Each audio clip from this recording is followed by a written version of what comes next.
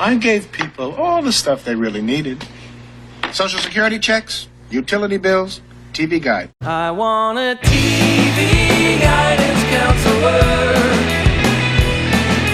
TV guidance counselor. Staying up to watch all night, and everything's gonna be alright with my TV guidance counselor.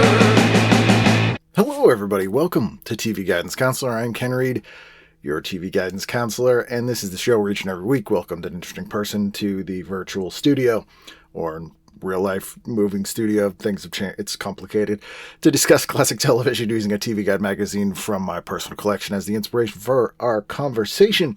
And this week, it's a returning guest, comedian Christian Finnegan, one of my favorite people ever.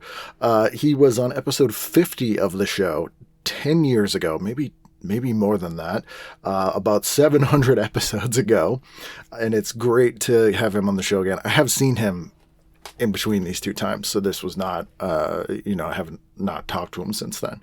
But it's nice to have an excuse to sit down and chit-chat for a couple hours with an old friend. If you don't know Christian, get to know him. Really funny comedian.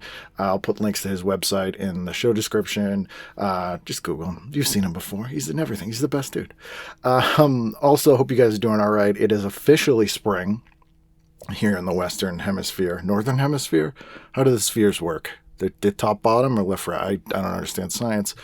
So it's sort of getting a little bit nicer. The world is still terrible. I hope you guys are all right.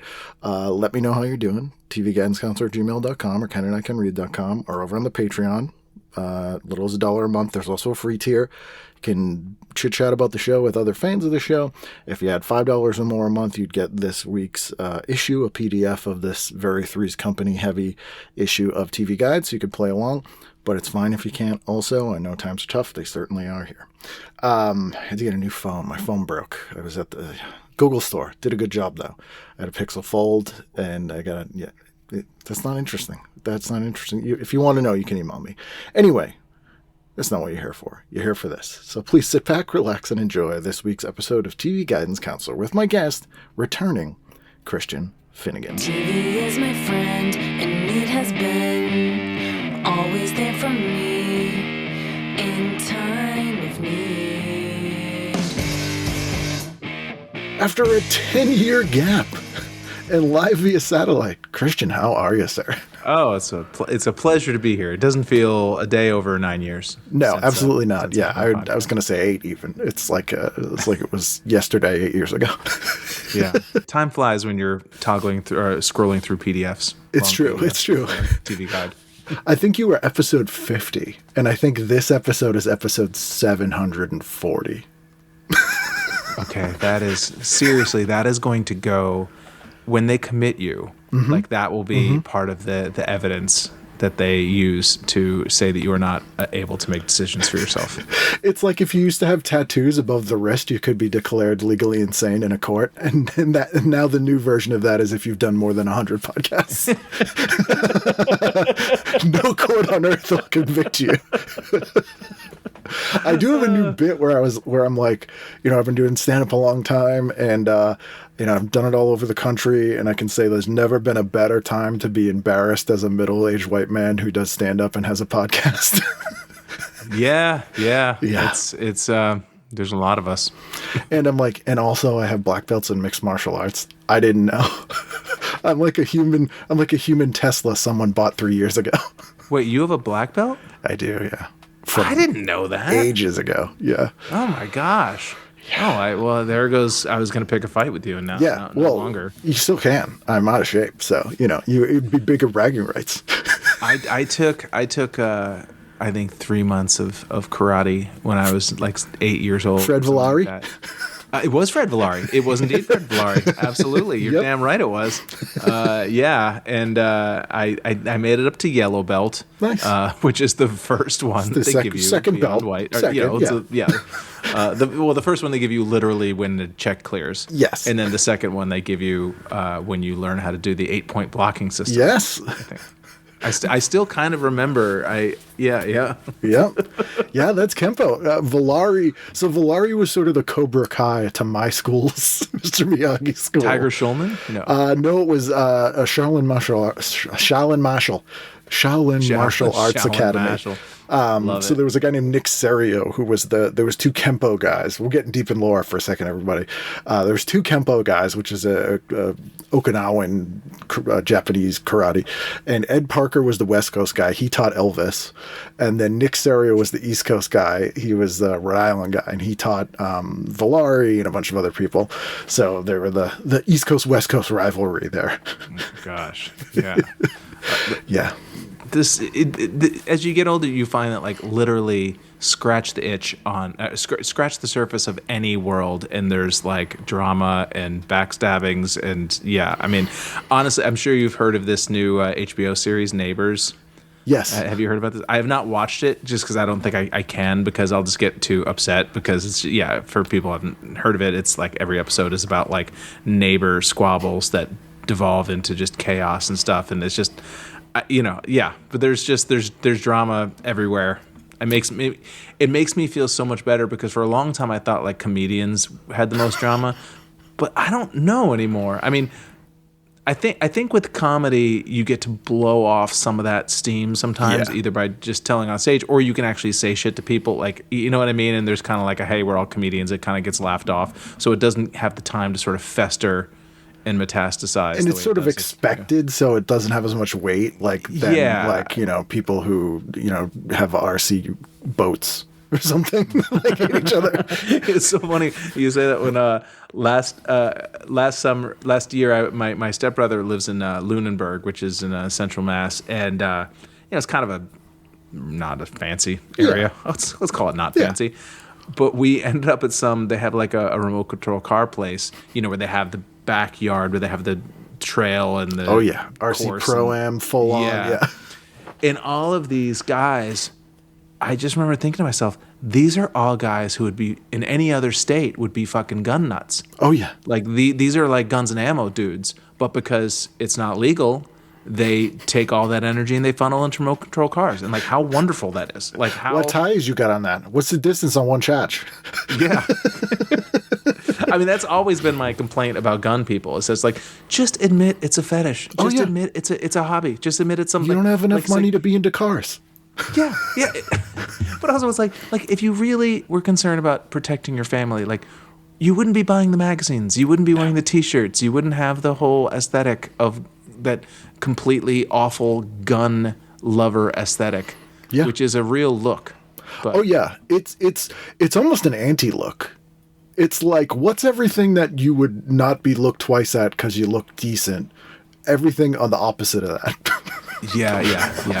That's what I'd like. And having multiple guns is always weird to me, because I'm like, first of all, you're only firing one at a time, dude.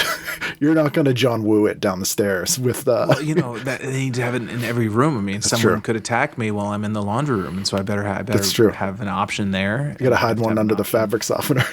Yeah, exactly. Snuggles comes out with California mountain snake, or what was in Kill Bill, the woman she had the gun in her pantry. Yes. Whatever her name was. What's her name again? I can't think of what her name is. From Independence Day. Oh my God. It's like an initial. It's something, an initial. Vivica A. Fox. Vivica A. Fox. Thank you. Yes. Vivica A. Fox. Which is her name and a statement. Yes. That was a toast at dinner when her and her representative is like, how about Vivica A. Fox? That's right. It works on both levels. There's a Vivica Fox already in SAG. They were in 2 episodes of Mama's How about Family. Vivica D. Fox? No, Vivica I don't think the world's ready for that yet.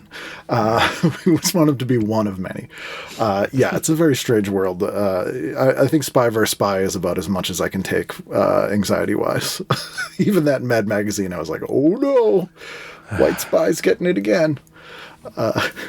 That was a thing that just like, I feel like you wouldn't know how popular and big a deal that way. Like, it hasn't really left any sort of cultural mark. I mean, I would honestly say that about Mad Magazine in general. Like, you think that there would be a larger, nobody remembers fold-ins anymore. Nope. Nobody remembers. Shut up. Nobody remembers Dave Berg. The lighter side of and snappy answers to stupid questions.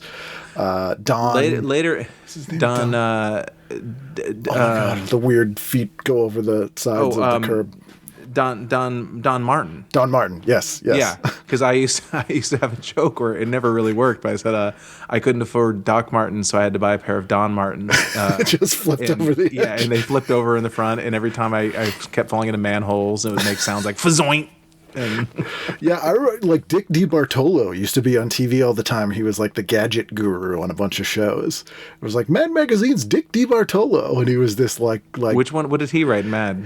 He was like with an editor or something. He wasn't. He didn't have like his own, but he was like a name, and he was this like bearded gay man who would be like, "Check this out." I would recognize his face. Oh yeah, 100% Dick DiBartolo. What I loved about, I used to love the lighter side just because it was so clearly written by a dude whose artistic style had locked in like 1977 or 78. Like, everybody looked like just past the hippie generation, but not quite disco. Like that sort of 76, 77. Like, everybody had like big turtlenecks and like post-pill, pre-AIDS. That was that guy's art aesthetic. Yeah. That was his world. That was his wheelhouse. Which, oddly, the issue you picked is kind of right in that window there. I am right in the Dave Berg window. This is the lighter side of TV Guidance Counselor. You got May 20th to 26th, 1980. With the Three's Company on the cover, the classic Three's Company lineup. Classics. Pre Chrissy Dumb, who was when they had their country cousin come in, and then Cindy, you mean? Yeah, and then there was another one too. Terry. Yes, Terry was the Cindy Dumb. Oh no, Terry was Terry was the smart one. She was the nurse. She does stand up now. Really? Like now. Like she just started like recently. Interesting. She's been posting videos and it's not bad. Really? Yeah. Good for She's her. out in LA. Yeah, so this is the classic lineup with Joyce DeWitt and Suzanne Summers. Were you just a huge Three's Company fan? I don't remember. I was. It's, when I look back, I don't know how many of them I actually saw at their original air date, but like, I don't remember if it was 56 or 38 or whatever, but like one of the local channels would play like two, it's 1 at 6 and 1 6:30 or something like that.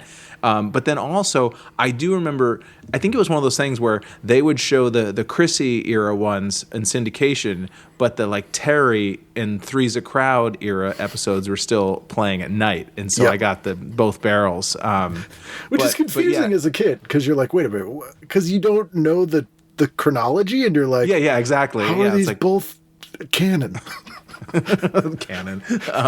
But my wife and I have recently started. I wouldn't say we're like binging it, because it's not as if like we're trying to make sure that we're staying true to the Let's do another one. On top of we the gotta story and see what happens.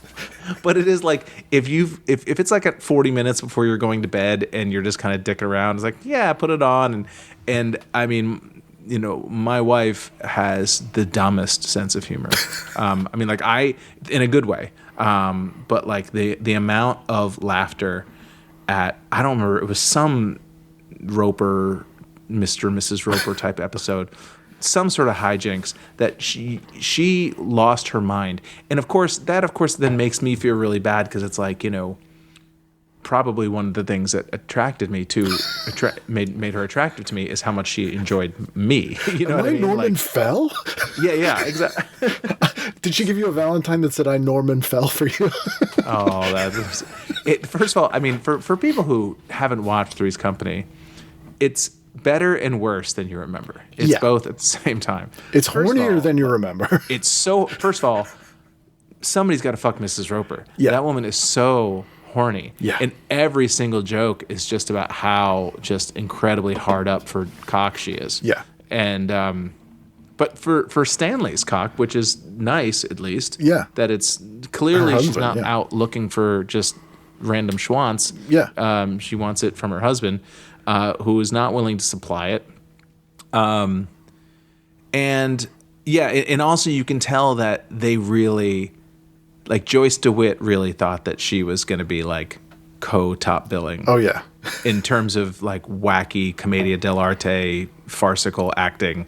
That gets toned down a lot once you get into like season 2 and season 3. It's Yeah. like, no. You're the straight man. Like you're the normal one, and Jack does the pratfalls and Chrissy's stupid. But that first few episodes, it's like she's doing like really kind of like almost Marx Brothers. Yeah, type she's going acting. full Lucy, like on that And stuff. she's not like that. great. Yeah. She's not great at it. No, she's not good enough at that to stand out, and isn't like the hot enough by the standards of that era to be the hot one. So she's just kind of there. Right. I mean, they needed to find. They clearly thought that she was going to be like the comedic, why I oughta. But John Ritter, and this is not breaking news or whatever, but he's so fucking good at the physical stuff. Like, I mean, it really is. It's choreography, and not just him. I mean, the whole ensemble, for what it is, for a show that usually gets mocked as like the dumbest show in the world, it at least had something. It had something that kind of made it different, to me at least, than other sitcoms. Like all that sort of Tartuffe sort of farce silliness. Yep. That Regal Beagle, Idiosyncratic, Santa Monica vibe. Well, that was unique. Yeah. But also, it always knew what it was. Like, it never had aspirations to be it. Like, there was no very special episodes of Three's Company. Like, they were not tackling that, they're like, we know what this is. And we're going to be the best version of this thing that we can be. And the premises were so, like, flimsy. And they really had to commit to it fully, like we made an agreement about who gets the apartment one night, and I'm going to completely upturn the apple cart of my entire life because of some agreement that my roommates and I made yesterday. Legally binding. Yeah, exactly. Yeah, you would think that like literally it was Squid Game, and they were going to be like put to death if they violated the ridiculously stupid premise. Have you ever seen the movie? Oh my God, what is it called?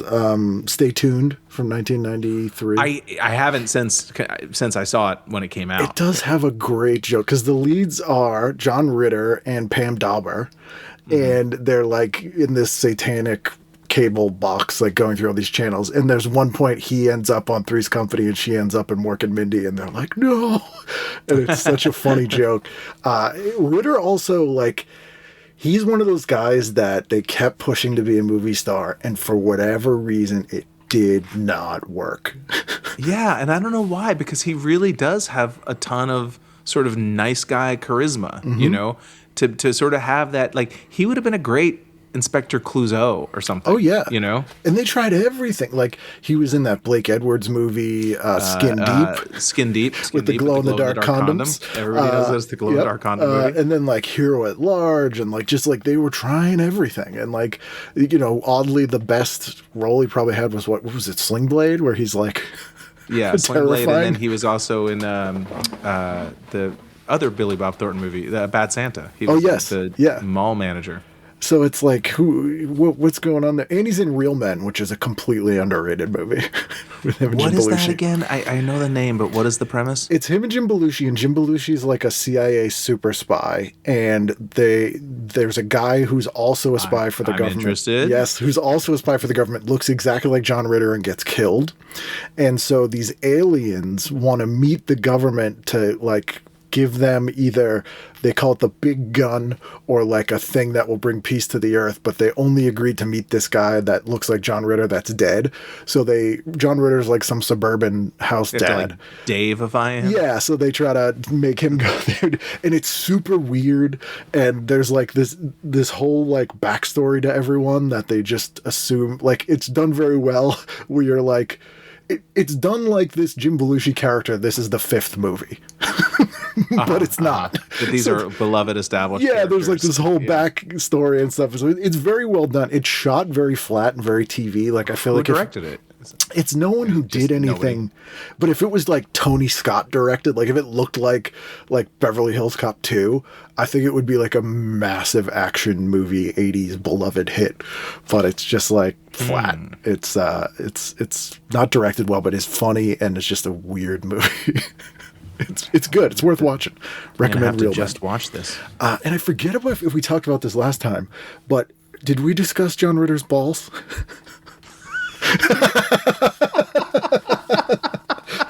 I just like that completely out of context.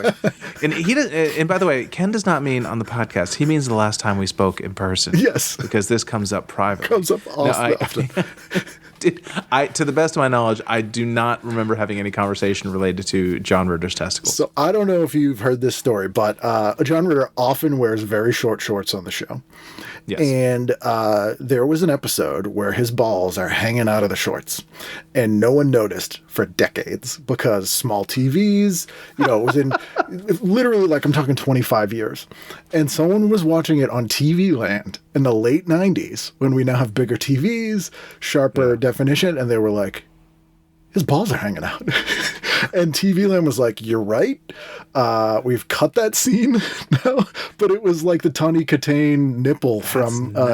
Wait, what's the Tawny Katane nipple? And Here I Go Again. Her nipple's hanging out in like 5 shots. Oh. No one noticed. Man, I have a busy night ahead of me. Yeah, once we start got all these Googling. Googling. Supercut. You've seen, and I'm sure you're aware of the Teen Wolf.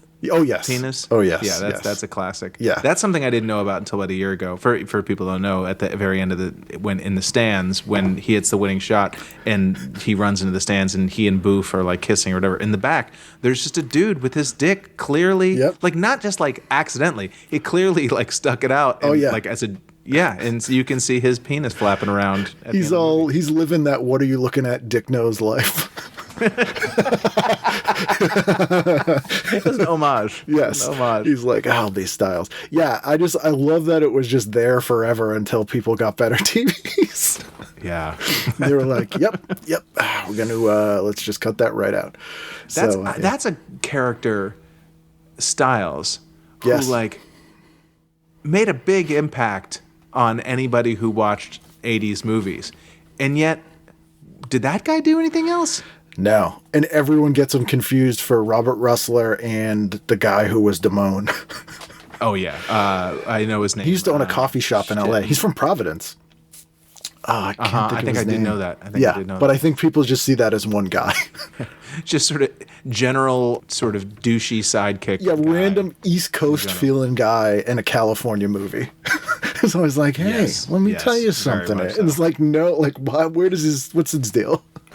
Well, and also, like, not that I'm watching Teen Wolf expecting it to be like 2026 progressive, current, whatever, but just that scene where Michael J. Fox is telling him that he's a wolf. He's like, "You're not going to tell me." I think he uses the F word. He's like, "You ain't going to tell me." He's like, "No." It's like I just imagine being like gay and just being like, oh, okay, so a werewolf be acceptable, but what I... Well, it's like Once Bitten, which is also in that sort of subgenre, the film debut of Jim Carrey, if you remember that film.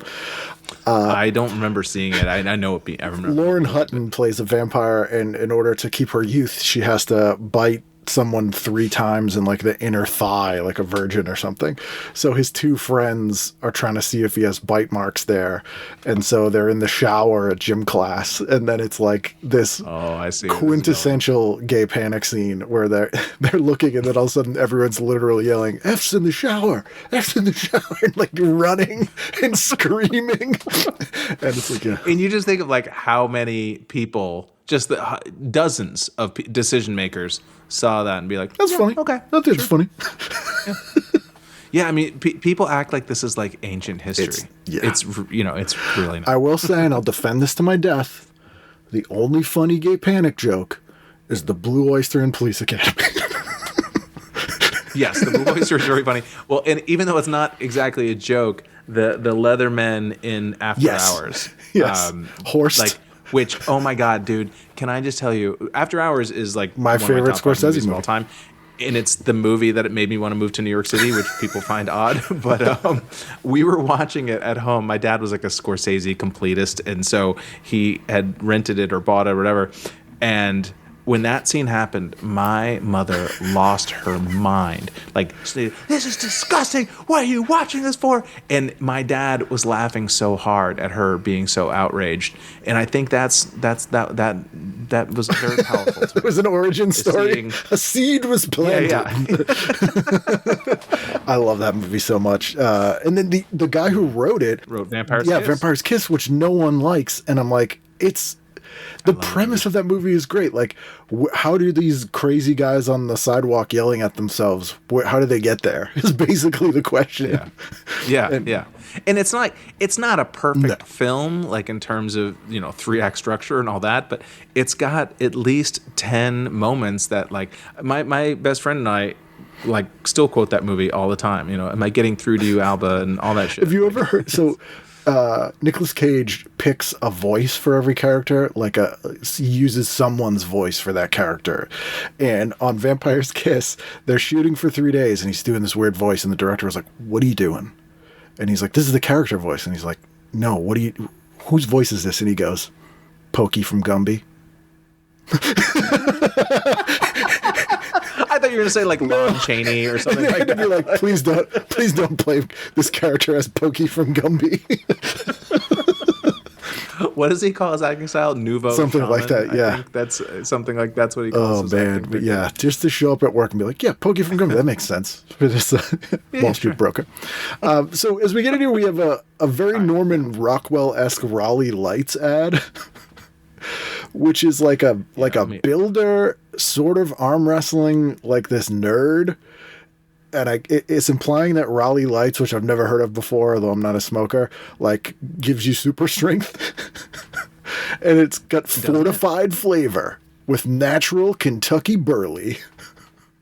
It's not a thing. Yeah. Okay. Yeah. I see it now. I found it. Yeah. There's a construction worker who's being dominated by someone who's clearly meant to look like an effete intellectual type, because he's just been fortified with Raleigh Lights. Good times. Because I mean, that's, I think that's one of the benefits to cigarettes that people don't remember, is how strong it makes especially how far you can get in the arm wrestling world. Until the doping laws. And I've never heard of Raleigh Lights, but the logo is like a European. Yeah, it's like a fancy lad. Shakespearean fop. Yeah. That's what I think of when I think fortified. Yeah, it's and this is a Boston edition too, which is like, I don't ever recall seeing these cigarettes for sale around here at all. I've never heard. Never in all my life. But I do like the next page, TV Teletype Hollywood by Joseph Finnegan, no relation. No relation. Different. This is the, I didn't know if he Hollywoodized it when he came through Ellis Island. This is one of my favorite because it didn't change from like the 40s all through while they still had this. And it was so like catty gay guy at a typewriter being like, "Item. Elizabeth Taylor returns to Hollywood next month to star in Return Engagement." Like, it's that kind of like weird rumor mill stuff that no one cares about. And first of all, because it's like, this isn't really gossip. It's a press release that you're regurgitating. It's not, but yeah. And it's all meant like, if all the celebrity names are in bold, are in all caps, as if, like, literally Olivia de She'll Havilland guest star in is Roots: The Next Generation on ABC next year. Scoop. Yeah. Let me change my schedule. I'm like, wow, this guy really... Larry Wilcox, you say? And they kept it in there all the time, which was fantastic. Then we get Seagram's 7, which I don't even know if that's still an alcohol. I don't know either. I've never been... That's gin. I think so, right? But it's dark. It's for Manhattans. Well, because it's worth vermouth. It's a gin cocktail. You don't drink it all, do you? No, but I have bartended, which is hilarious. But I remember my uncles would drink that. Like, the ones who didn't drink beer, they would drink this. They would drink like Midori sours and like various kinds of schnapps. Yeah, schnapps, Midori sours. Sours were like my gateway. I don't drink anymore either, but they like amaretto sour, whiskey sours. Those were sort of my childlike toe dipping into the waters of drinking alcohol. You can make some great mocktail sours, I will say. It's really easy. The mocktail thing, It's a lot of effort to not get fucked up. Yeah. For more and often more expensive than the alcohol drink. Yeah. Yes. But in the first year of the pandemic, I went like mocktail crazy making stuff here, and like I discovered you can use like aquafaba to shake up sours. I remember that. Yeah. I think I remember you. Were you posting stuff about that? I think I knew that about you, that you were heavily into the world of mocktail mixology. Guys, it's a virgin painkiller I call the Virgin Killer. It's like I'm in Wasp, but don't drink alcohol.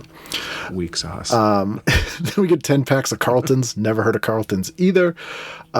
There's a coverage of like another version of Connecticut Yankee in King Arthur's Court, which I feel like has had like 200 adaptations, and it's no one's favorite story. I've never seen any of them. I honestly, this little article about it is the most I've ever learned about Connecticut Yankee and King Arthur's Court. Everything about it seems unappealing to me. Yeah, it's Mark Twain. People that don't know, basically like a guy gets hit on the head and wakes up in medieval times.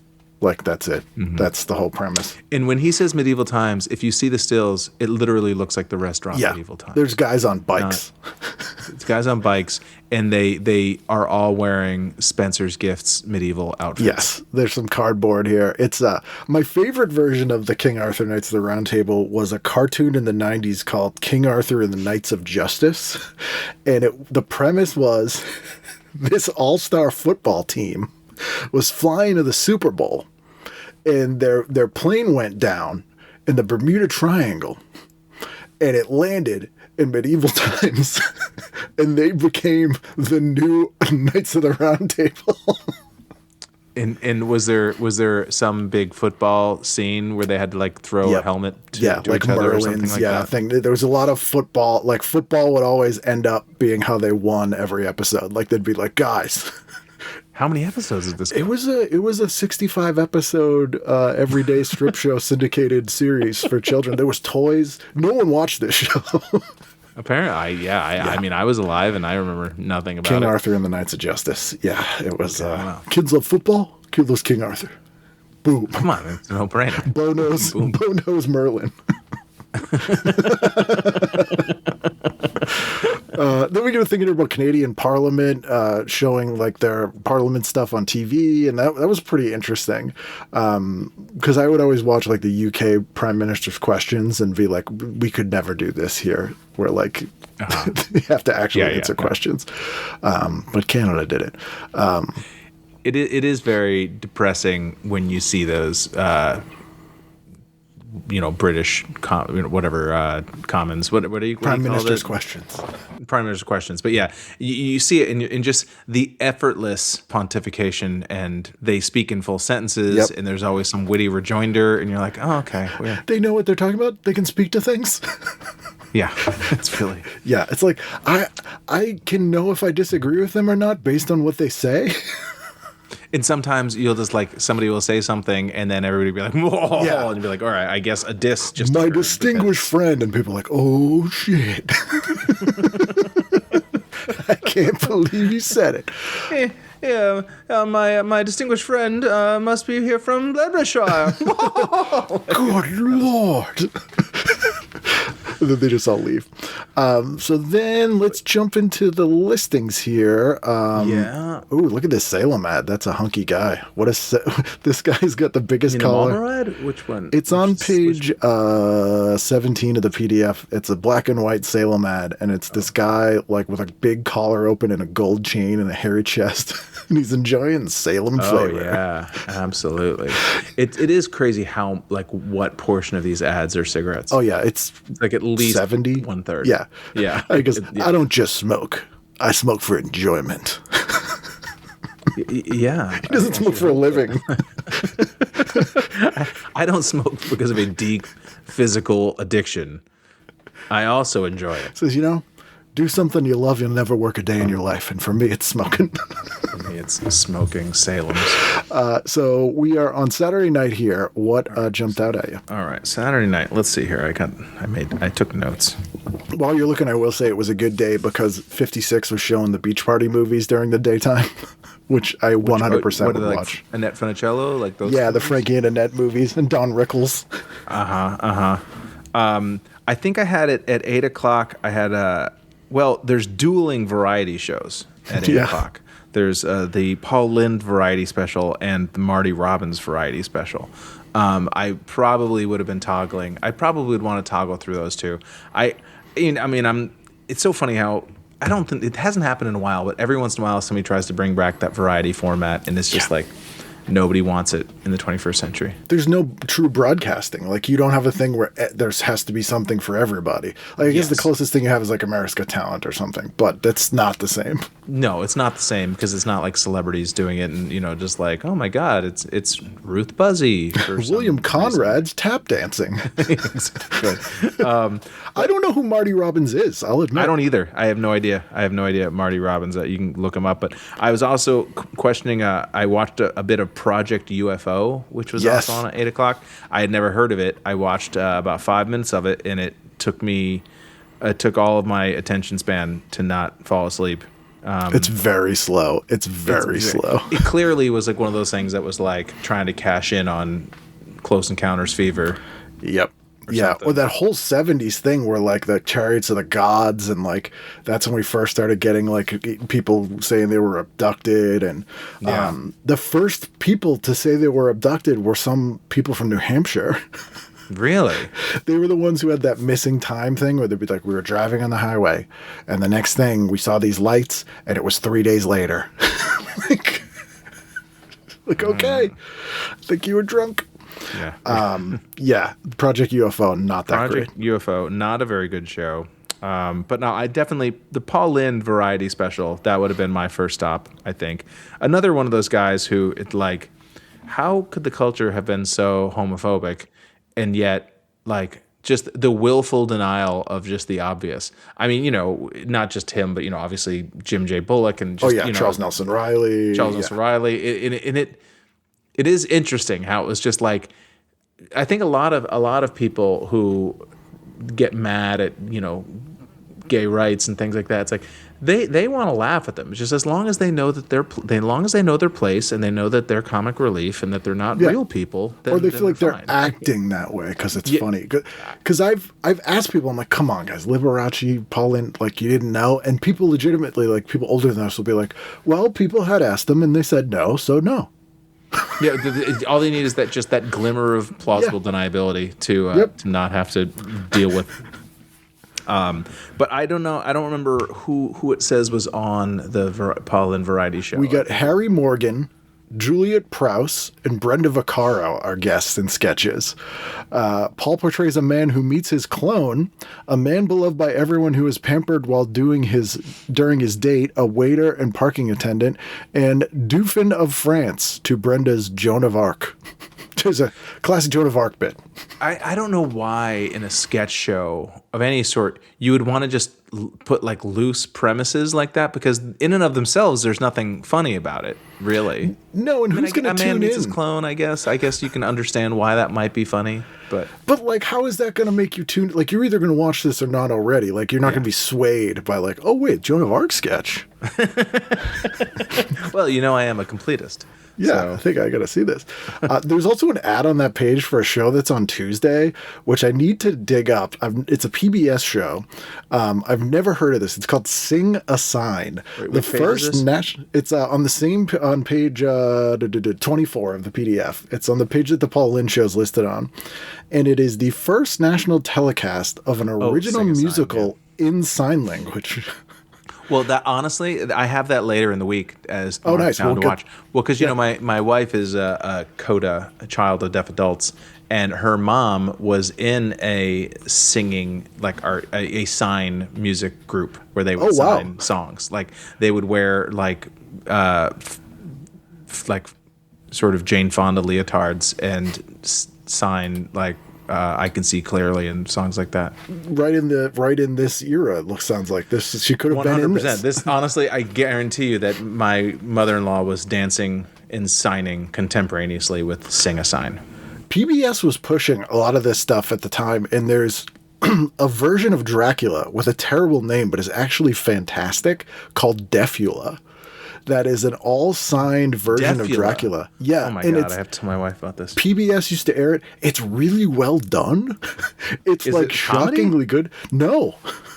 It's like Name notwithstanding, it is not a yeah, comedy. it's like a serious take on Dracula and is really well done, but it's just called Defula. So people God. wrote it off, but it's pretty good. Defula. That is lovely.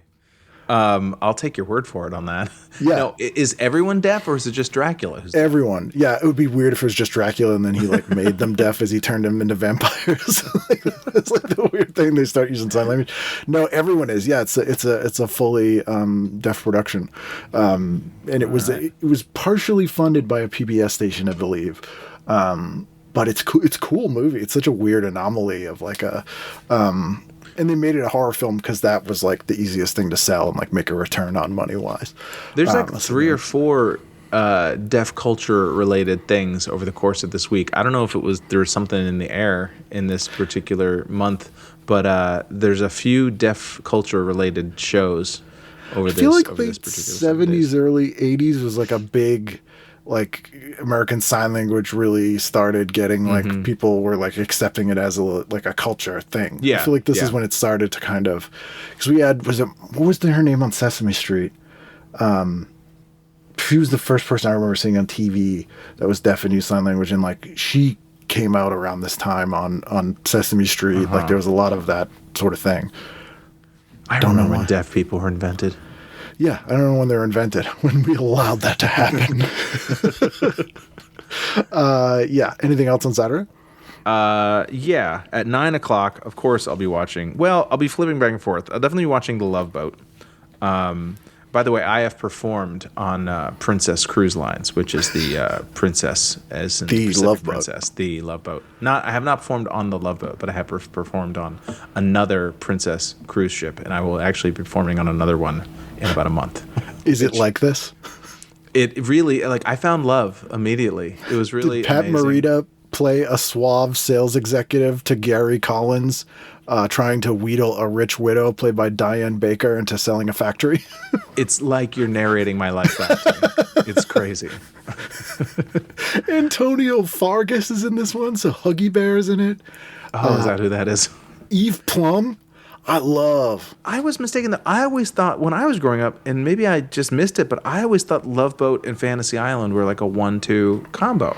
Yeah, Fantasy Island was usually on 10 o'clock on Saturday nights, which it is here. It's on right after. It is? Oh, I must have missed that. Yeah, Okay, Fantasy well, then Island that night. That definitely would be what I'd be watching on this night, Yeah. because if this was back, it was contemporaneously is what I've been watching. Now I would watch it, but I would also be watching Willie Nelson on Austin City Limits, which Which is probably great. which probably is great. Yeah, I have a theory, it goes between Willie Nelson or Dolly Parton. Who is the most unhated person in America? Not necessarily the most popular, but who's the person that nobody has a problem with? Dolly Parton, 100%. The only person who has a problem with Dolly Parton is Linda Ronstadt. But other than that, Because some people are like, Willie Nelson, I don't know, all that pot smoking. yeah, maybe. Yeah. I was going to Dolly say maybe Parton Emmylou Harris, but not enough people know who Emmylou Harris is, No, I think, to qualify. I love her. But nobody hates Willie Nelson, really. No. And this one's funny because it says, on stage, singers Willie Nelson and Tracy Nelson, no relation. So I'm like, is that Tracy Nelson, the actress? Like the Nelson twins' sister, Tracy Nelson, who was in maybe. Father Dowling Mysteries, and she would be on Square Pegs a couple of years after this. I remember her, yeah. Yeah. Father Dowling Mysteries. I never watched that show, but I remember it being out. It's entirely possible. We have a Google machine. We It's can find true. out. It's true. But We'll find out We got later. to move forward, yeah. 10 And I know technically we're supposed to end at 10 o'clock, but at 10 o'clock I would be watching the Bee Gees and Yvonne Eilman performing together. Is that on Don Kirshner's rock concert? Yeah, I don't think it was not cool enough for Don Kirshner's rock concert. It was somebody's pop concert. It's the comedian on Don Kirshner's rock concert is Tim Thomerson. Who is Tim Thomerson? Tim Thomerson was a Comedy Store comic. He's in Who's Harry Crumb.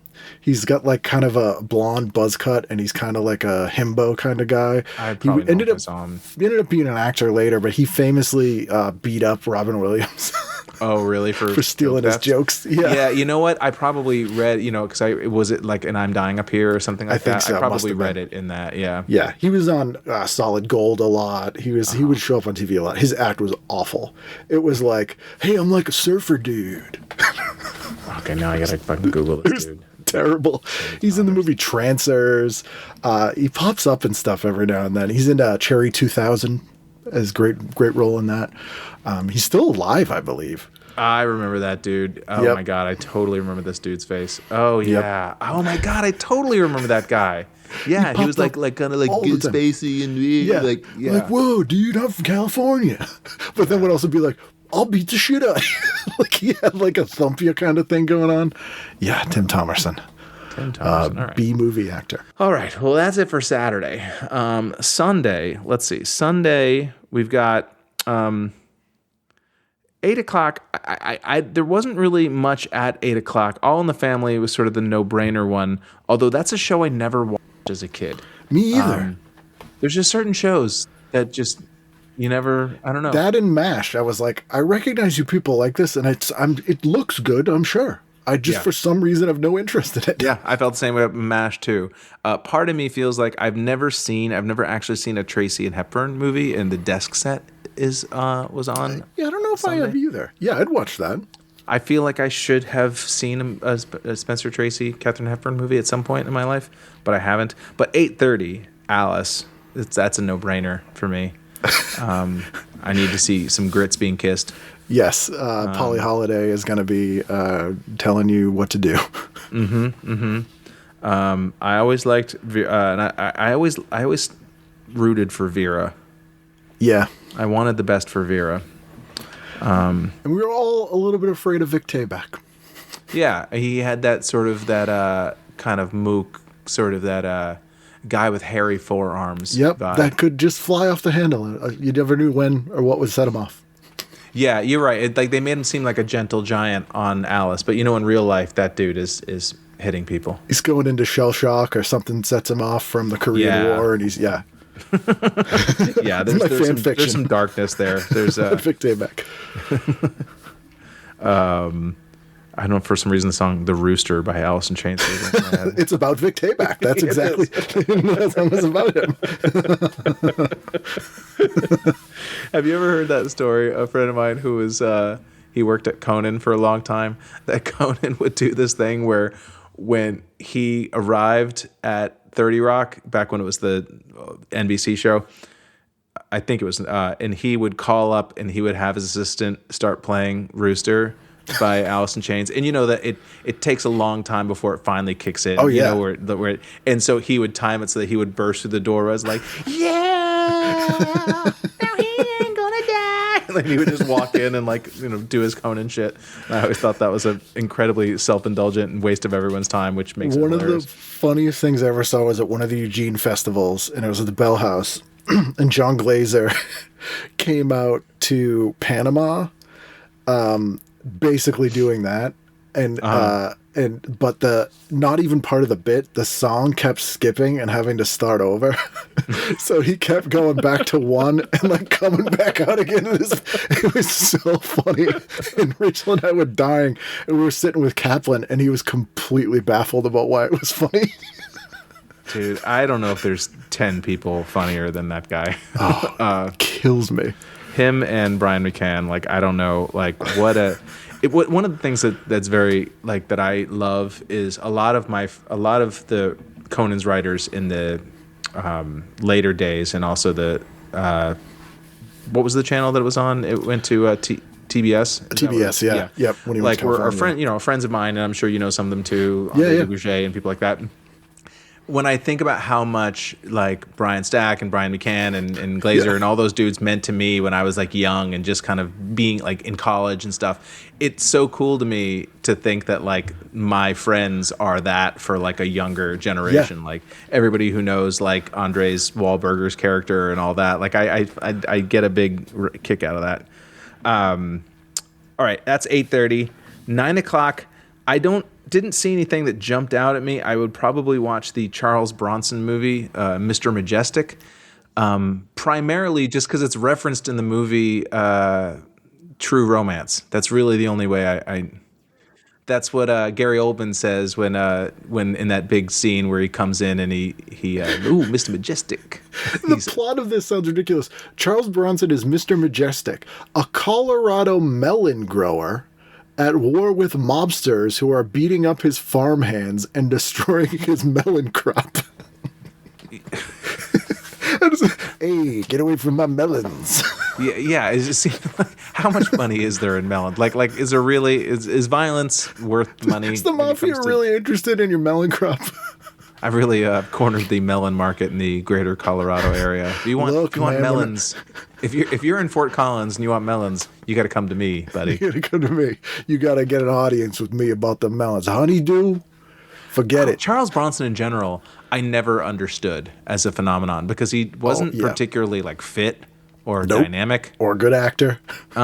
Or funny. Like, I always thought he was hilarious because of how seriously he took himself. And I would laugh my dad would always watch Charles Bronson movies. And I would laugh and my dad would get like angry. And my favorite thing is there's a line in a movie, like a famous Charles Bronson line where there's some like punk, I think it's one of the Death Wishes. And he goes, "Hey, do you believe in Jesus?"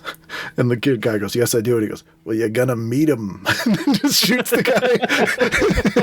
It's so funny. And it's such a flat delivery. It's so great. "Well, you're gonna meet him." Yeah, it's like, were there only 8 actors available at the time? Pretty much. It just seems, because it's not even, if I don't recall, it's not like he was doing like serious hand-to-hand combat either, right? He just shot people. He just shoot people, like from across the street. Hey, that is it. It's completely ridiculous. 10. Oh, this is what I was saying. There's 2.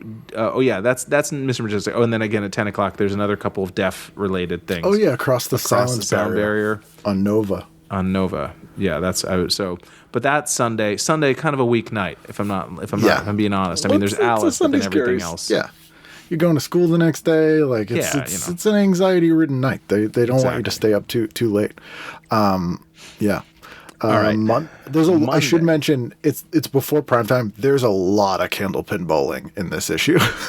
Oh, where? What do you mean? Oh, you mean in like the early day parts of the day? So like Sunday at 6:30, it's the female New England Candlepin Bowling Championships, women's 1978 Massachusetts State Candlepin Bowling Championship, which I need to see Sunday because or Monday? That's on Sunday. Because like I just can picture these women and it's fantastic. Think of who's going to be in the 1978 Massachusetts Female Candlepin Bowling Championships. Oh, God, it'd be and you're going to be ready. Yeah, it would be every one of my friends' moms. The cigarette. Not even my friends' moms, my friends' aunts. Oh yeah, that's an odd thing. Yeah. Oh, my aunt won Candlepins for Cash, and then on Monday they got Candlepins for Cash at 5:30 with Bob Gamere, who, speaking of closeted gay men, that show had to be canceled because he got caught meeting dudes in the Fens at Fenway. Really? Big, huge controversy. And it was like, come on, man, whatever. He was using, I don't know, getting some candle pins for cash. It wasn't just candle pins that he was spending some cash on some candle pins. That was not Deadwood. No. All right, so now we're on what, Monday? Monday, yep. Monday, 8 o'clock. I had never heard of this show, and yet now I'm a fan. Sugar Time? Have you heard of this? I don't know. Oh my God. Time. You got to watch. I actually watched the episode in question. It's about 3, like a 3-woman singing group. Like, Barbie Benton, Dee Dee Carr, and Marianne Black. Yeah. Barbie Benton, if I'm not mistaken, was in Beastmaster, was she not? Yes. Yep. What I would refer to as landmark boobs. Yes. I have a category of like, when you're a kid in like boobs that just implanted themselves on your psyche forever. Yes. Those were landmark boobs. Joyce Hauser and just one of the guys. Of course. The prostitute in Porky's 2? Yep. Or is it Porky's 1? Was it Porky's? It was Porky's 1. Porky's she 1. Was, Cherry Forever. Yes. What's her name? And then, of course, in The Howling 2. That's a big one. I never saw that. It's It's the memorable. funniest bad movie ever. It's called Howling to Your Sister's a Werewolf. Okay. And it's not a comedy. And there's this, they shot it in Romania, and they ordered werewolf costumes, and they got monkey costumes that they had to like change in. So for real, Christopher Lee is in it, and he goes, I'm the werewolf expert. I'll ad lib something. And in the movie, he goes, well, sometimes these werewolves go through a monkey phase. It's in the movie. And Sybil Danning plays this werewolf queen, Serba. And at one point, she just rips her top off. And in the credits, they repeat that 31 times. It's ridiculous. So those were landmark boobs for you. Yeah, whether I wanted them to be or Also, not. Hot Dog had some landmark boobs. Oh, yeah, Shannon Tweed. Police Academy. The first actually, one. not even Shannon Tweed. It was the other one, and Oh, yeah. the sunny. I had sunny side up. I had sunny side down. I had sunny side all around. Yep. And then, of course, Revenge of the Nerds. Yes, well, duh. I mean, yeah. I mean, so many landmark boobs. So little time. That should be a new podcast. You do 700 episodes of landmark boobs. Landmark boobs. And also, we all knew the list of PG-13 movies that had boobs in them. Oh yeah, for sure. But Sugar Time is terrible. It's not a good sitcom. It is very bad. And the manager, bringing it back full circle, or a little callback, the manager is the linguine and clam sauce guy from Three's Company. There was yes. You know how the Three's Company had like five. Like Jeffrey Tambor was one. There were like five people who played like multiple characters over the episode. They're ensemble. Yeah. But the one guy who is like a mafioso guy who talking about linguine and clam sauce. I don't know his name, but he plays the manager in Sugar Time. And this one, they're trying to be a punk rock band, which I'm curious about. And their punk rock is that they're literally like their clothes are stuffed with garbage. Yeah. And Miss the punk. when I say I watched it, skim would probably be a better, more accurate description. I absorbed some of it. It was 22 minutes long, and I was like, that's a long 22 minutes. Yeah, that sounds painful. There is a guy I used to do this bar comedy show when I first started, and there was this really terrible comedian who would always ask the host for stage time, and he was just too much of a pushover to say no, even though he ate it every fucking time. And I remember him saying to Julius Sharp, he said, "Hey man, it's only 7 minutes." And he said, "Yes, but every minute has 60 seconds in it." We feel every one of them. But yeah, so I would definitely, Sugar Time is a show I would hate watch probably on a regular basis.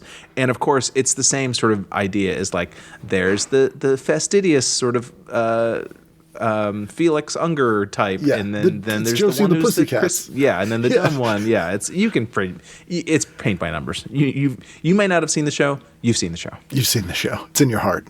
It's in your heart. 9:00. I had Meeting of Minds, which I'm trying to remember what that is. It's a discussion. Nature, creativity, love, and aggression are subjects discussed by Charles Darwin, played by Murray Matheson, Galileo, played by Alexander Sotheby, Attila, played by Key Deli, and Emily Dickinson, played by Katherine Helmond. Yeah, how could you not? How could you not?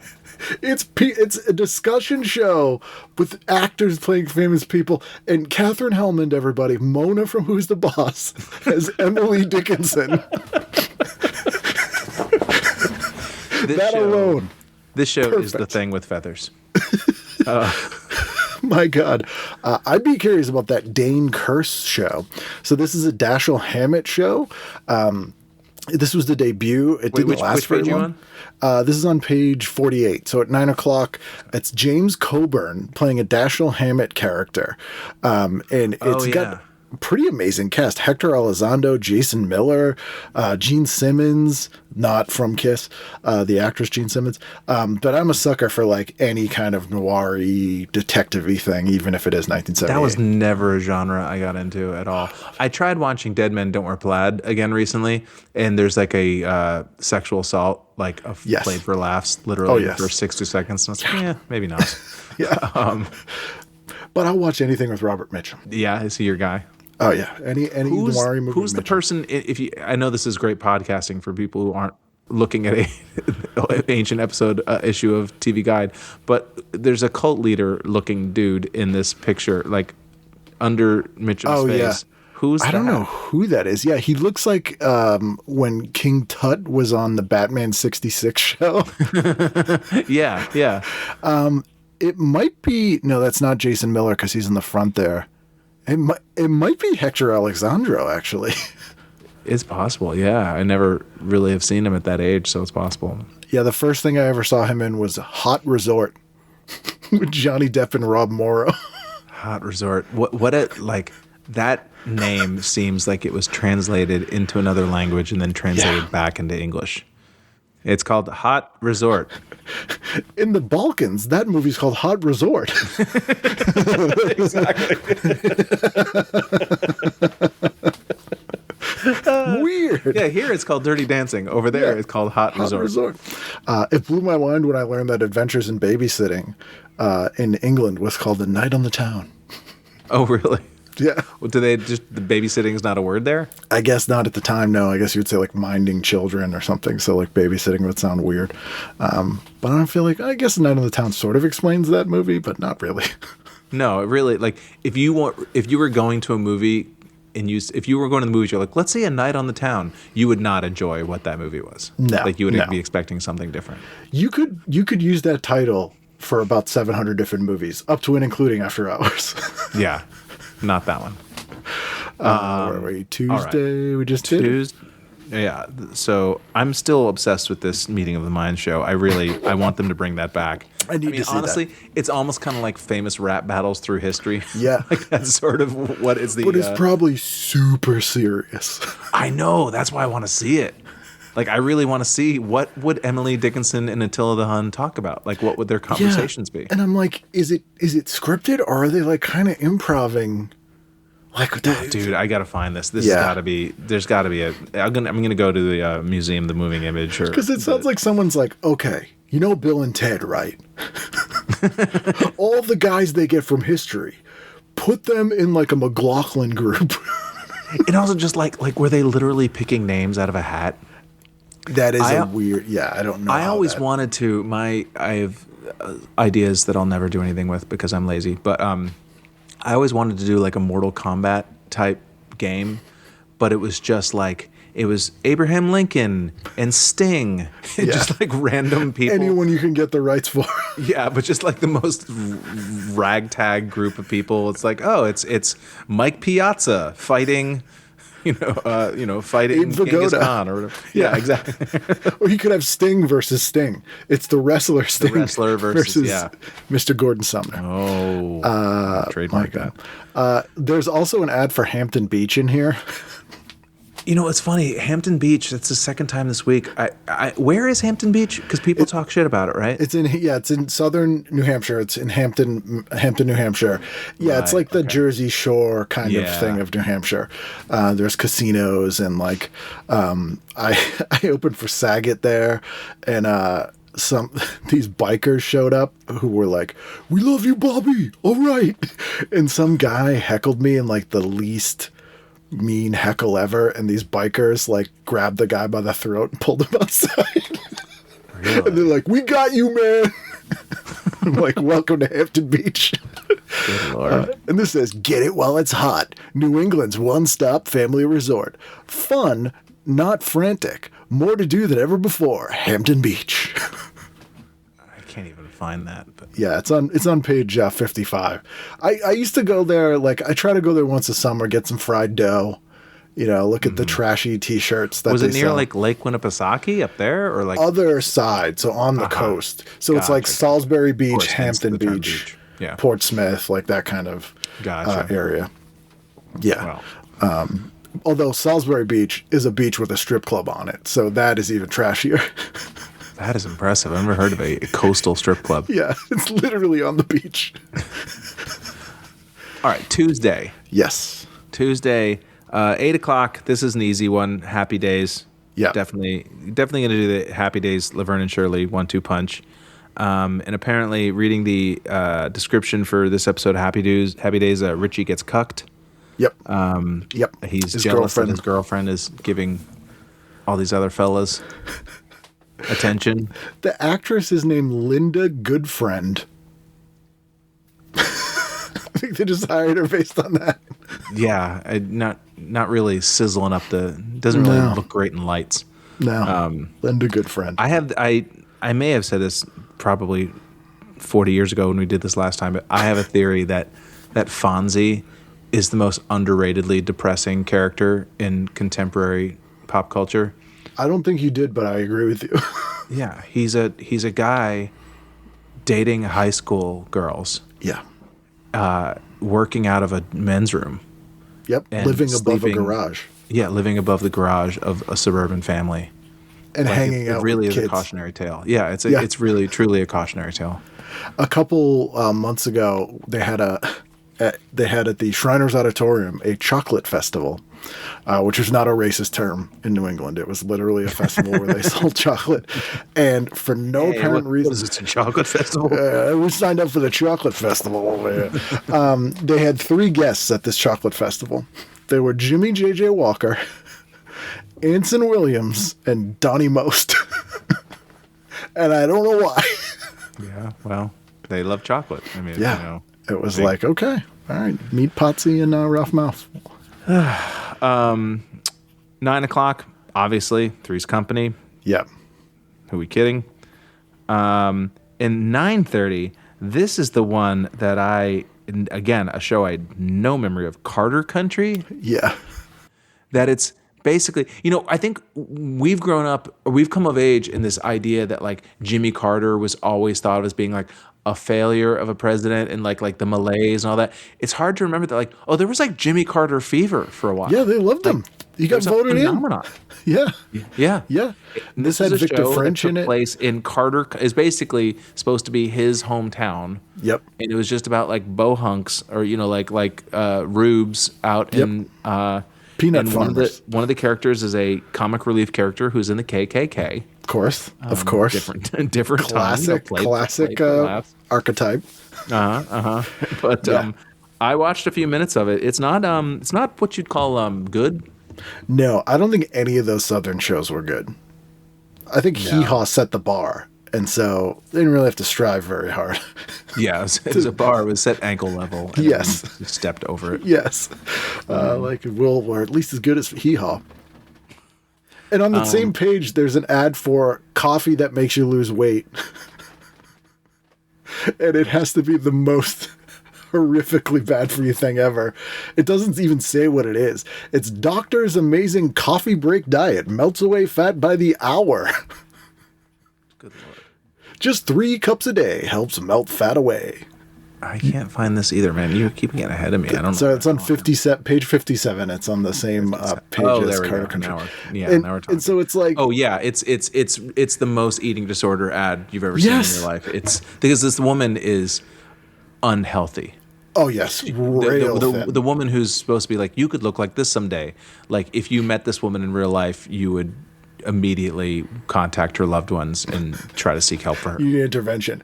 And this ad also features the phrase, so your body instantly, I can't read that word, an all-out assault on fat.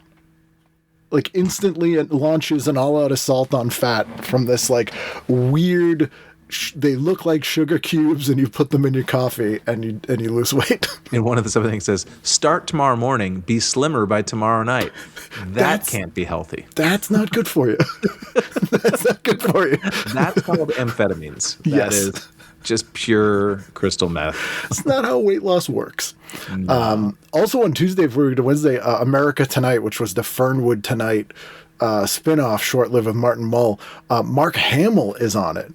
He's the guest star, and this is 78. How did they get Mark Hamill? Star Wars era Mark Hamill. I have to imagine he was just like a fan of America Tonight. That seemed to be how that he would get on stuff at that time. Mark Hamill seems like a really great guy, but he is maybe the most available person. Yeah. Like he does not seem like a terribly difficult booking. Not now. 78. Maybe back then. You're right. Maybe he used to. There was a Toys R Us in Burbank that got new toys every Tuesday, And every Tuesday, you could meet Mark Hamill there because he would go to buy new toys.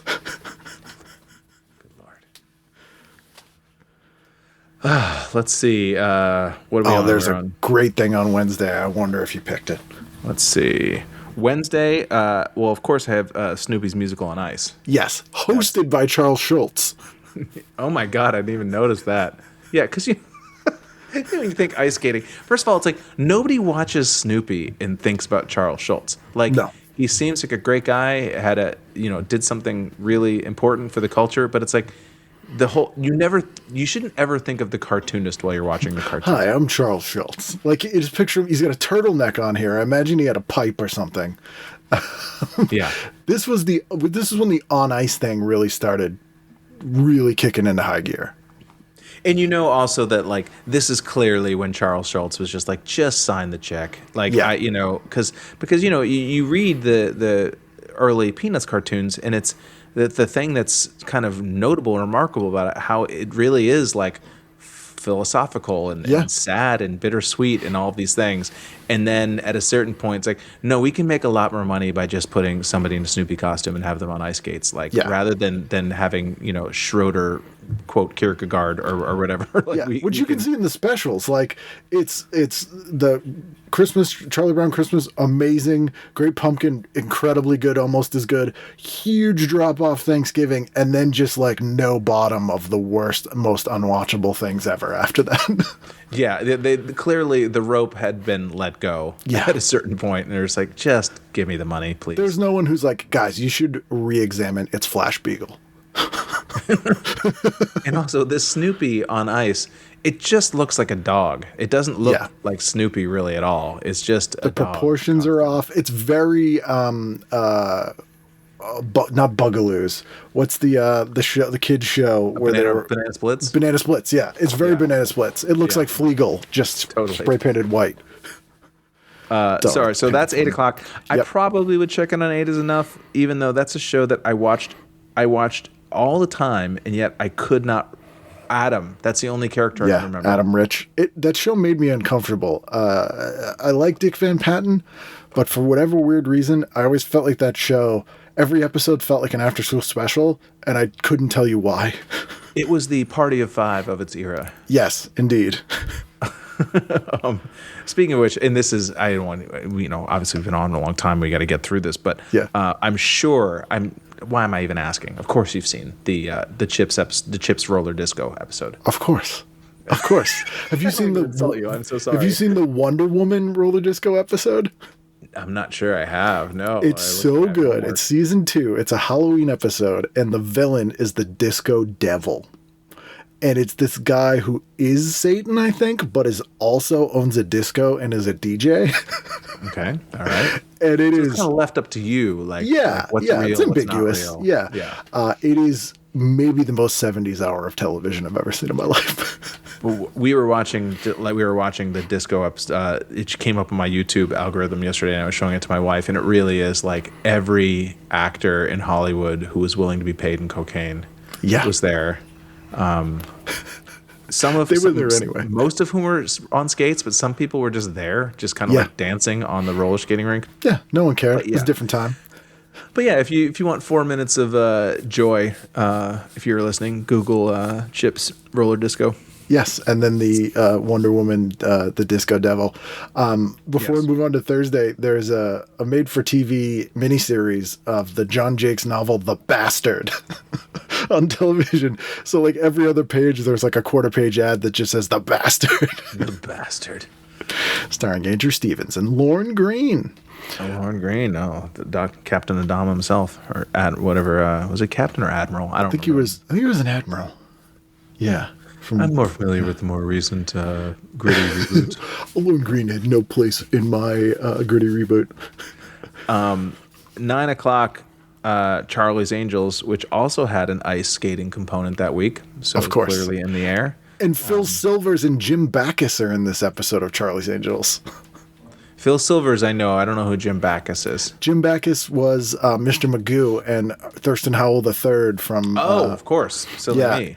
And so... If I'm remembering this correctly, Jim Backus and Phil Silvers play political assassins like old men political assassins, which I'd watch that show. I'd buy that for $1. 9:30. I would watch Monty Python now. Yeah. I was too young to have really probably understood much of it then. I did get into Monty Python because I used to play it on PBS at a certain point, but I think that was probably more into my teens. But yeah, I think that's The greatest thing I was ever able to confirm was I got to spend a day with John Cleese, and I had heard stories that Elvis was a huge Monty Python fan. Have you ever heard about this? And he hired people to transcribe all the episodes, and he would make his entourage do sketches with him. And he had like an incredibly expensive television station level like videotape machine so we could watch them. And I asked John Cleese this. He's like, yeah, that's 100% true. We used to get letters from Elvis all the time. Oh my God.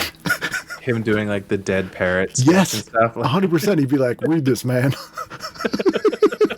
I don't get it, E. I don't get it. You know, I have said to my wife, have you ever seen That's the Way It Is? Oh, yeah. It's great. But, you know, the Memphis Mafia, you know, his little entourage, there's some montage going on, and they show outside the recording studio, and it's probably just edited to make it look like this, but there's a triple bicycle outside, and there's two of the Memphis Mafia guys just standing, like, and there's one empty seat. And the implication is that they're basically just on call in case Elvis wants to go for a ride. And I have said that to my wife all the time because my wife has a habit of like making me kind of wait in ways that I don't really know when, like when are you coming or whatever. It's like, you're making me feel like Elvis's guy on the bike right now. I have about 4 or 5 hours of outtakes from That's the Way It Is. That I got tape trading, and I'll upload it for you at some point because there's my favorite ever Elvis outtake is, and I've told the show on the show before, everyone, so if you're playing bingo, you get a square. But it's the day after the moon landing, and they're riding in the limo, and one of the Memphis Mafia guys goes, "Hey, did you see that moon landing last night?" And he goes, "Nah, man, I was buried in a beaver." You know what? I think I have seen not that line, but I know exactly the limo footage that you're talking about. I've seen other footage in that. Yeah. Yes. And they're like, they go, "E, you can't say that." And he goes, "Nah, man, they're not recording sound here." And I love that Elvis missed the moon landing. Buried in a beaver. No, man, I was buried in a beaver. All right. Thursday, 8 p.m., I will be watching the Paul McCartney post-Beatles Is it Wings? retrospective. There's it's I don't know if it's Wings, it's his post-Beatles career. Oh, yes, Like James Paul McCartney. James Paul McCartney, yes. I will be watching that for certain. Probably Paul with his worst era of hair. It was really bad. Like, when you think about like the bad mullets, he escapes scorn. But that like Let Me Roll It era mullet is something to behold. I would definitely probably be checking in on some Welcome Back Kotter. And Unwatchable. Unwatchable. Welcome Back Kotter is? Oh my God. I don't know if you try to watch that as an adult. No, I have not. I that's sort of heartbreaking to me in a way because like I don't think I want to watch it because I kind of want to preserve it as being enjoyable. I don't know how many minutes into it you would get. I'm like maybe not even from first commercial break. I'm gonna try it. I'm gonna have to try. Painful. The Gabe Kaplan challenge. Poker champion Gabe Kaplan. And then at 9 o'clock, I will be watching the Bullets play the Sonics in the Game 2 of the 1978 NBA Finals. NBA playoffs. Do you know who won that one? I think the Bullets won, if I'm not mistaken. And I only know that because I Googled, because it said NBA, all it says in TV Guide is NBA playoffs. And so I Googled that week to see what game it actually was. It's the Bullets versus the Sonics, two teams that don't quite exist anymore. But yeah, so that's my Thursday. The Bastard Part 2 is on, so if people didn't want to watch basketball, they could watch The Bastard Part 2. Can I watch The Bastard Part 2 if I didn't see Bastard Part 1? You might be able to catch up. That also is what I'm going to call anyone I know who's a junior. What do you mean? Like they're the bastard part 2. The bastard part 2. I love the idea of someone being a bastard and also a junior. Yeah. It doesn't make any sense. The bastard junior. The bastard and friends. Yes. Friday. 8 o'clock. Got some, Wonder Woman, probably, just to be entranced by the lovely Linda Carter. Yeah. But then there's also the Osmond Brothers Variety Hour featuring Jimmy Walker. And little Jimmy Osmond. Yeah, it's really, all the like really sort of basic bitches love Donny Osmond. Yeah. I prefer the lesser Osmond Brothers, and don't ask me to name them because Jimmy is the Paul Williams of the Osmonds. What does that even mean? Like tiny he's tiny and like redheaded and like doesn't look like the rest of them, and it's so funny because they all look exactly the same, and then they'll be like, Donnie, blah blah, and he's like Jimmy, like he's like this little freak. I think I remember now. Now I want to look up the name. Yeah, Jimmy Osmond Brothers. Terrifying. Frank Gorshin is in this episode of Wonder Woman, who always scared me. I was always kind of scared of Frank Gorshin. Even though he was playing a silly person on Batman, he had a very angular sort of his very vivid face. Yeah, and you're like, he 100% killed someone for the mafia at some point. Yes, or at least he was entertaining on stage while someone was being killed. Yeah. Sort of like a Don Rickles situation. Jimmy Walker, Bob Hope, Dallas Cowboys, Crystal Gale, Andy Gibb are in this episode. I love the Dallas Cowboys in general. Like, oh, great. What are they going to do? Just come out and be Dallas Cowboys. The new Knights of the Round Table. I was such a sucker. I was a big Dallas Cowboys fan when I was a kid because they would do the flea flickers. They would do the that was like when like the quarterback would get the ball and then throw it to the running back, and the running back would throw it back to the quarterback. They used to call that a flea flicker, like the trick plays. It's like the Globetrotters of football. Yes, exactly. And they had Ed Too Tall Jones. It was sort of a gimmicky thing, and I was a sucker for the Dallas Cowboys. Have you ever done shows with Jimmy Walker? I have not. I have somehow 3 times. And my question. Yeah. Was it Dynamite? No. So he, one of the best shows I did was in Reno, Nevada, and this is 100% true. The bill was me, Jimmy Walker, and Murray Langston, the unknown comic. Wow. And Murray Langston killed it. Dude, I loved the unknown comic. I was too young awesome. to know what funny is, but I loved the unknown comic. And he could not have been nicer, like awesome. Was he still doing the bag? Oh, yeah. Still doing the bag, still had the big mustache. But yeah, full on unknown comic. It was hilarious. And Jimmy Walker he's done this all 3 times I've done shows with him, where he's like, you got to be squeaky clean. No swear, nothing. You got to be squeaky clean. And I'm like, all right, fine. And then he goes up and proceeds to be filthy and racist. Yeah. Because he wants to save it all for himself. It's Yeah. like, I don't want you getting any of the naughty word points. I want that all for myself. And the racist stuff is stuck in the 70s. Like, he opened with the same bit every time where he was like, the potholes here, man. I was driving over. The potholes were so big. There was a Vietnamese family living in them. Yeah. Okay. Yeah. It's like, that's your opener, man. Yeah. There's a comic who I know he's a nice dude. I haven't seen him in a few years, so I don't even know if he's still around or whatever. But for years, his whole he did the same. He emceed at this club like every night, and his whole set is like, last week I just got open. I opened for Sister Sledge, and it's like, no, you didn't. No. Sister Sledge. I'm pretty sure they passed. They're all gone. They're all gone. Are you a medium? That was like, is it really worth it just to get to a "We Are Family" joke? Yeah. Is that this is a lot of build up to get to a punchline? We all know what it's going to be. It also reminds me that I have these comics that would wear, like, there was a guy who would always wear this awful Hawaiian shirt or like some weird clothing affectation. They'd be like, well, I got it because of the bit. Yeah, that's my opener. There's a funny exchange in the Comedians of Comedy where they talk about that. It's like, like, I know what you're thinking. Like, you chose the shirt. Yeah. No one made you wear that. Yeah. God. Oh, stand up. There's a a comedy western on that night with Suzanne Plachette, and it just has a great, and Burgess Meredith and Tony Randall. It has a great name, Kate Bliss and the Ticker Tape Kid. Sure. Sure. Whatever. I'd check it out.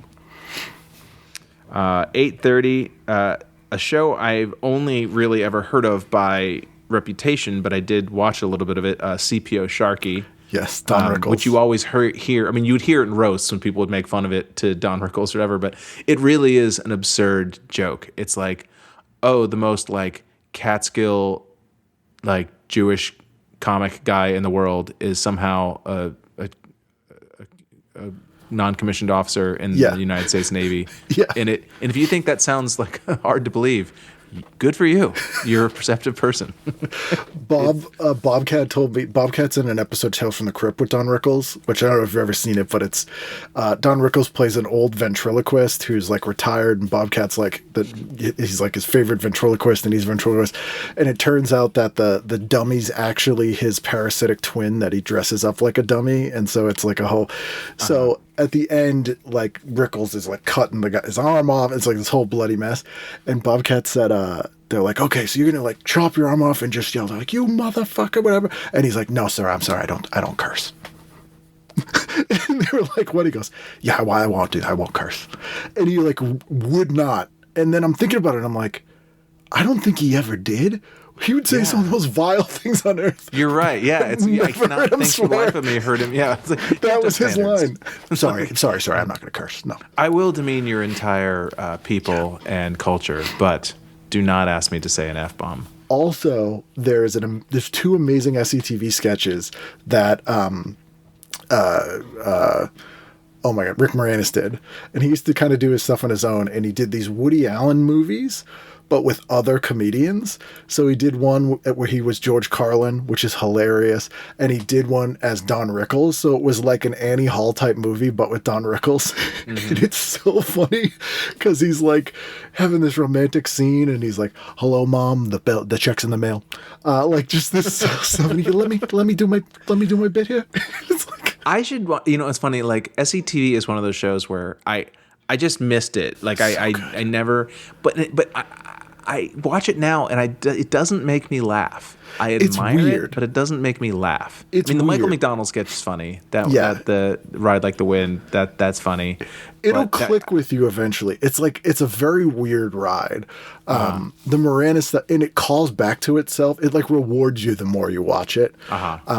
But those sketches are really worth watching. Like, that's a good introduction. Yeah, because it's just like all of my comedy idols are obsessed with SCTV. Yeah. So it's like, I know that I'm wrong, but it's just, for whatever reason, that show, I never watched it as a kid, and so I have no connection to it whatsoever. Oh, man. It's because no one made fun of Carlin. And Rick Moranis did this Carlin bit where he comes out and he goes, I've been thinking about underrated vegetables.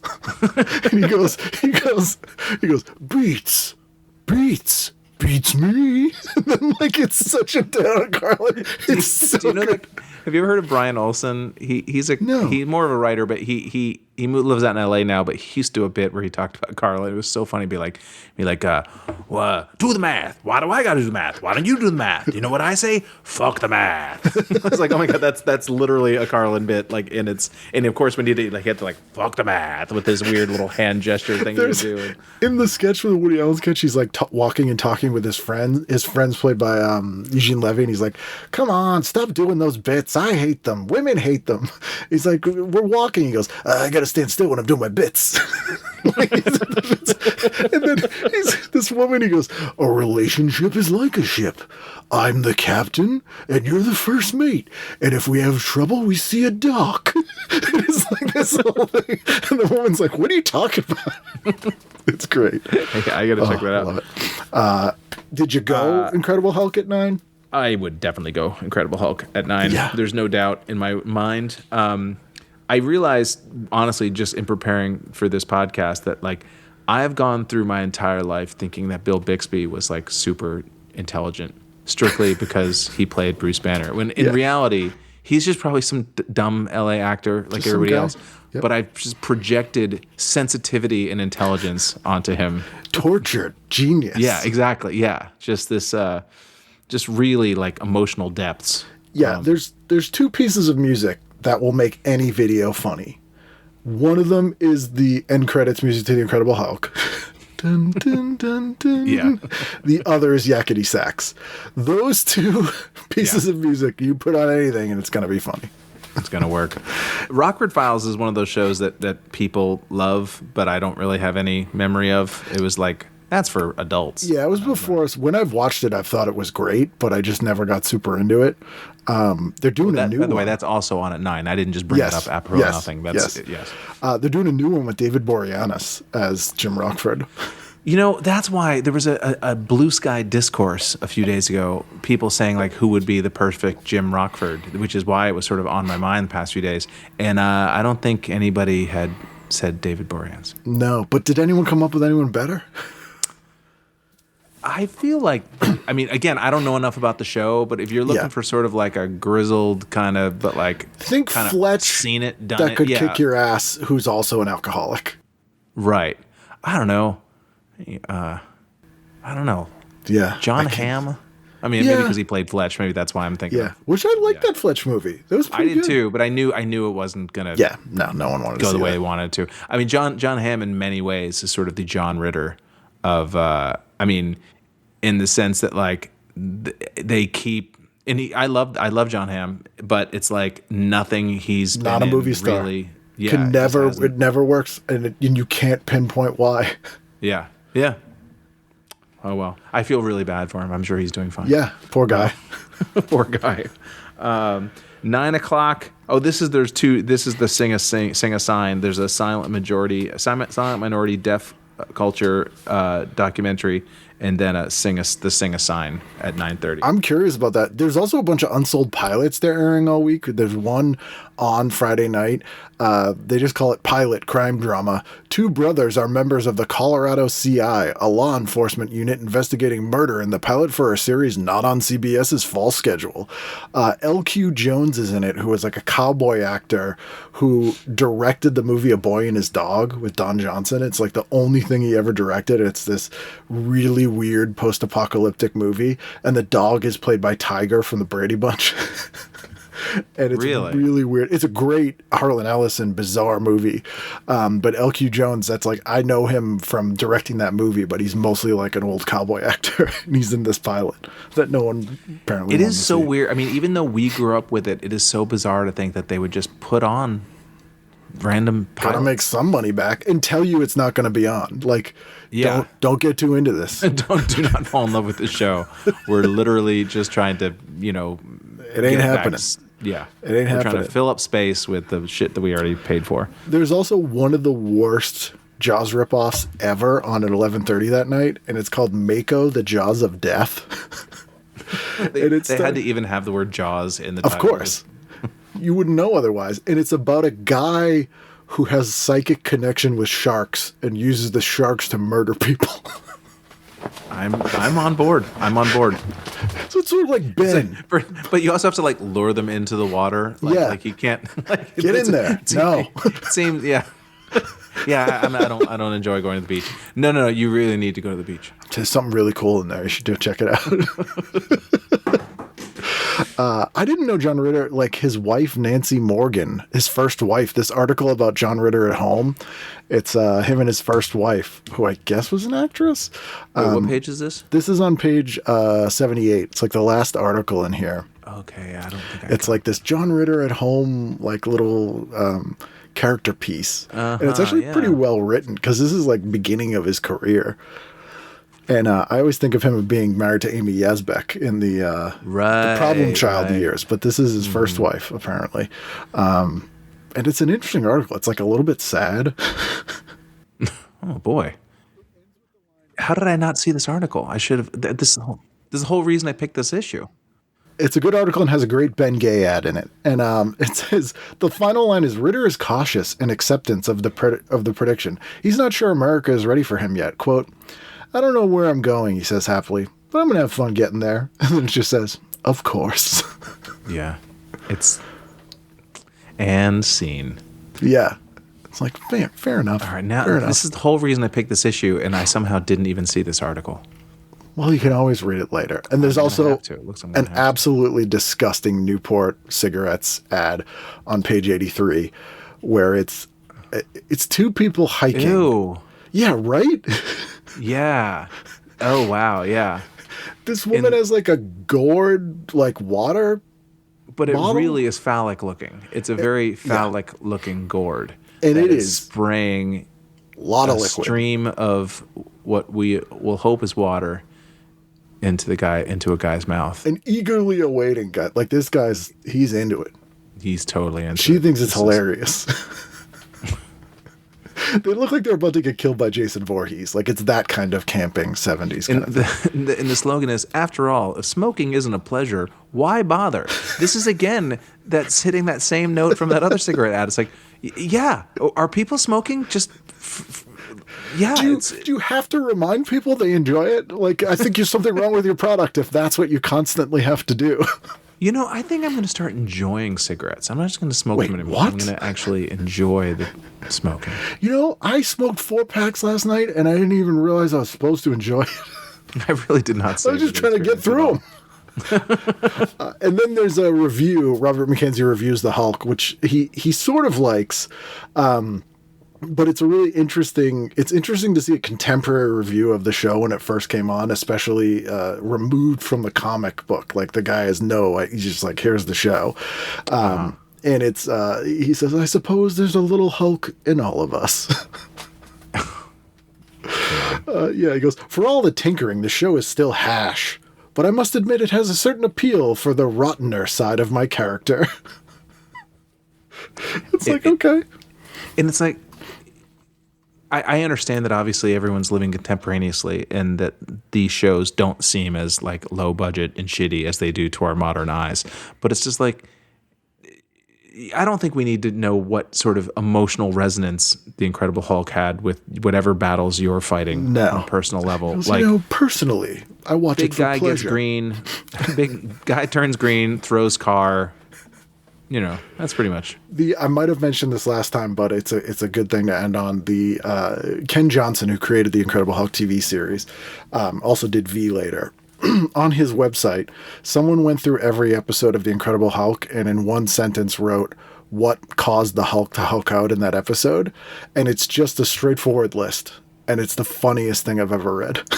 It's called the Hulk Out List. And it literally will be like, crushed by a boulder, doesn't have change for the phone, hit by a hit by a bulldozer, falls off a cliff, thrown in the garbage. Like it's just this like matter of fact list. Lady laughs at hat. Yes. It's so funny. Because they're all just in the like thrown off a building, like gets mad at traffic, like it'll literally like stuck in an elevator. It's like, this is great. This is I great. used to do a bit in my first years of comedy about how, like, you know, the Incredible Hulk could never live in New York City because he would always be the Hulk. Yeah. Like he would never not be the Hulk. There'd just be too many annoying things. And the number one villain on the Hulk TV show was evil real estate developers, so you know New York would be even worse for him. Was he a real estate developer? No, it was like every episode though. Like there'd be like a youth home that was getting bulldozed. Oh, sure. That yeah. was always yeah. It's so funny how like the supervillains of all of the '80s movies now is like these people could not lick Mark Zuckerberg's scrotum. No. Like these dudes. That guy has $300,000. Yeah, he's gonna tear down this youth center and build the parking lot. Yeah, have you ever seen the Wrong Guy, the Dave Foley movie that he made around the time they did Brain Candy? You know, I never actually saw it. I remember it being out, but I never saw it. Really funny, but one of the funniest dumb jokes in it, speaking of SCTV, is Joe Flaherty plays a small town banker, and these big corporate farmers are trying to buy his bank to turn it into a farm. It's so funny because these farmers will come in and be like, yeah, this is going to be a great cornfield right here. And he's like, it's such a funny joke. Funny. It's great. Oh, man. Well, this was so fun. Thank you for doing this. We'll have to do it again in 10 years. Yep. I'll see you in 2037. Yes. Or 2036. Yeah, I have nothing else to add. I'm exhausted. I've exhausted my TV viewing. You did some research, and I appreciate it. I appreciate it. Thanks. I like when my work is appreciated.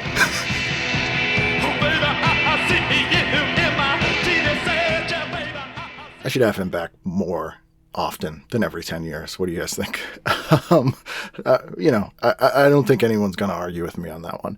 But awesome dude. Check out all his stuff. Very funny. Great guy. What do we got coming up? April 11th, I'll be doing another show with Todd Barry in Northampton, Massachusetts at the Iron Horse. If you are in Western Mass or Northern Connecticut, Southern Vermont, Southern New York, I don't know. It's certainly Western Mass. We'll be at the Iron Horse, which I think the last time we performed there was like 2009. So that should be fun if you want to hear me talk about werewolves or whatever else. It'd be nice to see you guys. Other than that, God knows, I'm not planning more than a month ahead these days because who knows if we'll get there. But that's not a fun sentiment to end on, so I will at least be here next week. So I hope you will too, for a brand new edition of TV Guidance Counselor. To the best of my knowledge, I do not remember having any conversation related to John Ritter's testicles.